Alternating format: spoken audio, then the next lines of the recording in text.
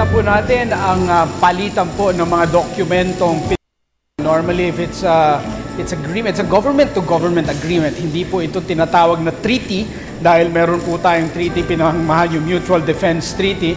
Ito po ay usapan lang between dalawang gobyerno na nag-uusap na sa larangan ng defense at sa larangan ng kooperasyon sa panahon ng kalamidad ay magtutulungan sila. Kaya sa buong mundo, pinakamalalaking news networks around the world have covered this, and especially US-based media outfits are celebrating this as the highlight, Mike, of the President Obama's or US President Obama's visit to Asia. It is the biggest part of the entire trip, is what they're saying in many areas. In Japan, there's always been an agreement. It's there, it exists. And this is an important, that handshake, that signing, that ceremony, as simple as it may seem, means a lot, and means a lot to security and stability in the region. His Excellency Philip S. Goldberg statement. Members of the press, magandang umaga sa inyong lahat. Good morning to everyone.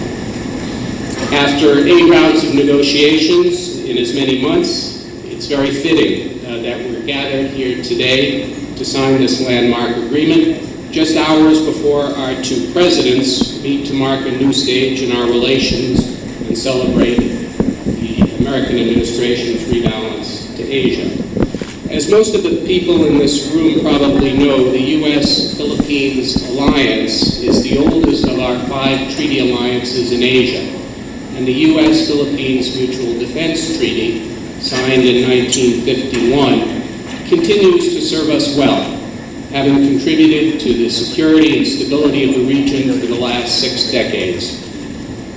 As an example, our largest bilateral military exercise this year, Balitaan, will kick off next week. The agreement we signed today will be an important part of the existing MDT and VFA frameworks, the Visiting Forces Agreement.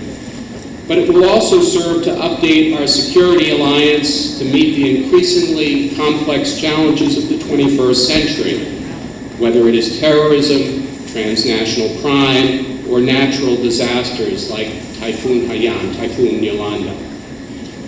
While the armed forces of the Philippines and U.S. military forces already work closely together at all levels and across all services, through joint exercises, training, and subject matter expert exchanges, to increase their capabilities and interoperability, the Enhanced Defense Cooperation Agreement, or EDCA, serves as recognition by both sides that there is even more we can do together to support the alliance and to promote peace and security in the region. The agreement is based on a number of key principles and shared values: commitment to democratic governance and international law, the mutuality of benefits for both nations as we develop our individual and collective defense capacities, respect for Philippine sovereignty over all locations covered under the agreement, and the understanding that the United States does not intend to establish a permanent military presence in the Philippines. The EDCA will increase training opportunities for U.S. and Philippine forces, which will contribute to increased interoperability and a greater ability to respond to humanitarian crises. It will also support the shared goal of promoting the long-term modernization of the armed forces of the Philippines, and will help the AFP maintain and develop additional maritime security, maritime domain awareness, and humanitarian assistance and disaster relief capabilities. While that captures the essence of what we will do, I want to reiterate what it will not do. It will not reopen U.S. bases. It is an agreement to enhance our defense relationship. Mr. Secretary, this agreement will take our bilateral security relationship to a new and higher level.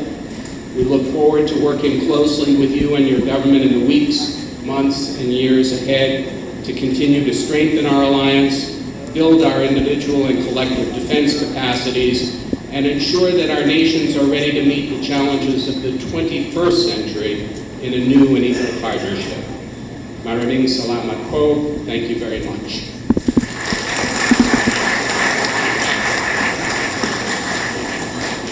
Thank you very much, Goldberg.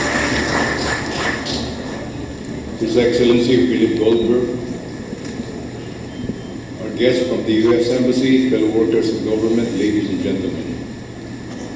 The document we signed not only manifests a deepened relationship between the Philippines and the United States, but equally serves as a framework for furthering our alliance as encapsulated in the title Enhanced Defense Cooperation.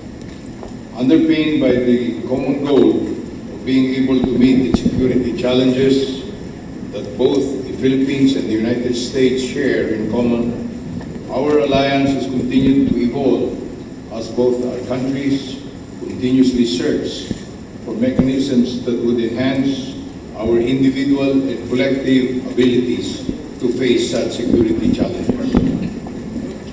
At the time when external armed attack was the key concern, we forged the Mutual Defense Treaty and put in place a Mutual Defense Board.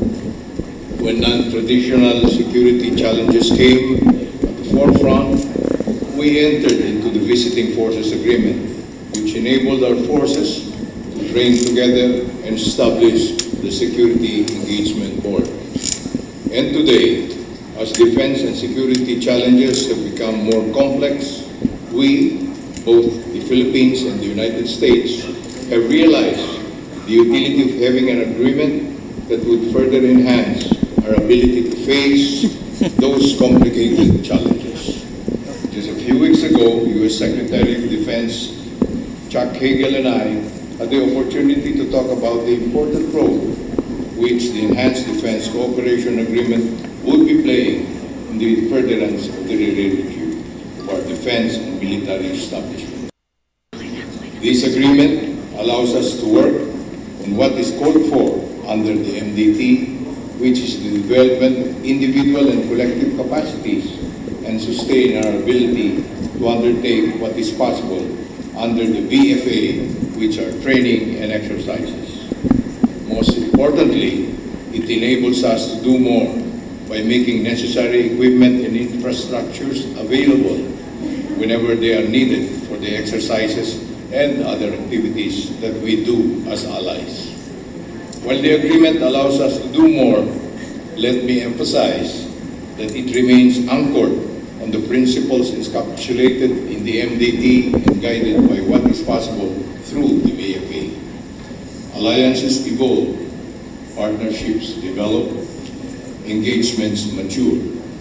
But all throughout, it is the shared trust to move forward together that keeps in place, such as the MDT and the BFA relevant and offers the prospects of having new mechanisms such as this agreement possible. This is the essence of a maturing relationship. This is the spirit behind this agreement. Thank you, and let us all work together in ensuring that this agreement works for the benefit of the Filipino nation and the alliance.